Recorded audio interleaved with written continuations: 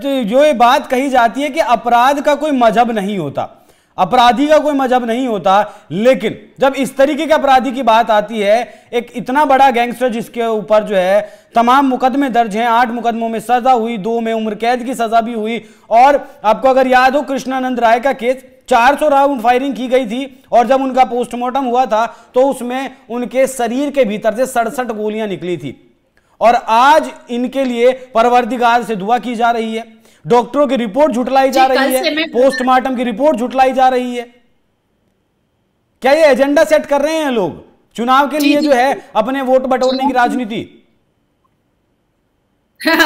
ये मुसलमान के वोट बटोरने की राजनीति असदुद्दीन अवैसी नहीं करेगा तो कौन करेगा? अखिलेश नहीं करेगा तो कौन करेगा? राहुल बाबा नहीं करेंगे तो कौन करेंगे? क्या हम भूल जाए कि असदुद्दीन अवैसी की पार्टी का नाम ऑल इंडिया मुस्लिम इत्तेहादुल है? भूल जाए।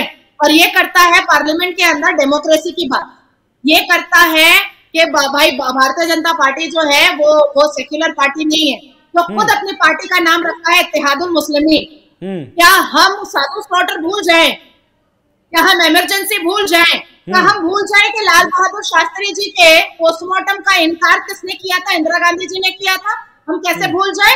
इतने बड़े महान व्यक्ति के पोस्टमार्टम का इनकार डिनायल मूड में कौन थी? इंदिरा गांधी जी थी, जिन्होंने साफ लफ्जों में इनकार किया था। क्या भेद को हम जानते नहीं है या जनता जानती नहीं है?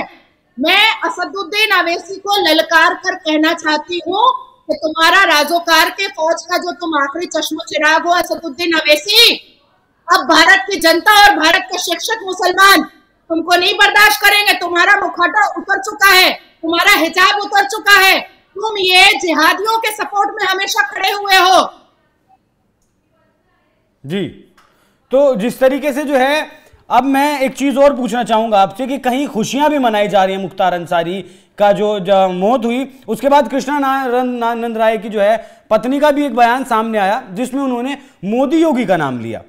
वो चीज थोड़ी अटपटी लगती है क्योंकि ये एक नेचुरल डेथ है, ये कोई साजिश के तहत हत्या नहीं की गई। उनका कहना है कि जो है मोदी योगी के राज में हमें इंसाफ मिला।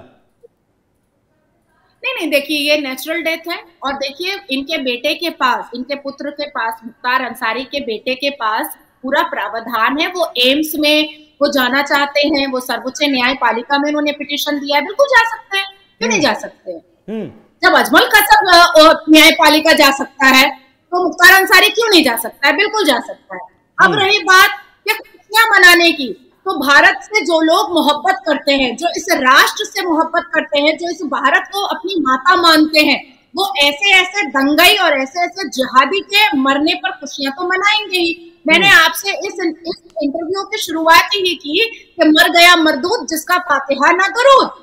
ऐसे लोग जो भारत का बुरा करते हैं, ऐसे लोग जो भारत के वासियों का बुरा करते हैं, ऐसे लोग जो भारत की मिट्टी को खून से रंगते हैं, ऐसे लोग जो भारत को खोखला करते हैं, ऐसे लोग जो भारत में रह करके भारत का खा करके जिहाद के नाम पर भारत के ही लोगों का सर तन से जुदा करते हैं और अपनी पूरी टीम बनाते हैं, अगर ऐसे लोगों को अल्लाह तबारक ताला रमजान में उसकी रूह नचोड़ लेता है, मचोड़ लेता है और उसको कब्र में ढकेल देता है, तो इससे बड़ी बात और क्या हो सकती है? ये तो बहुत अच्छी बात है। इवन आज भी मैं गेट टुगेदर कर रही हूँ, मैं भी डिनर पे बैठ रही हूँ अपने सारे दोस्तों के साथ, लीगल टीम के साथ। ये तो बहुत अच्छा हुआ कि भारत धीरे धीरे साफ हो रहा है और उन तमाम आतंकियों और जिहादियों से साफ हो रहा है। देखिए भारत के प्रधानमंत्री ने स्वच्छ भारत अभियान निकाला था, जो गांधी जी की प्रेरणा से निकला था।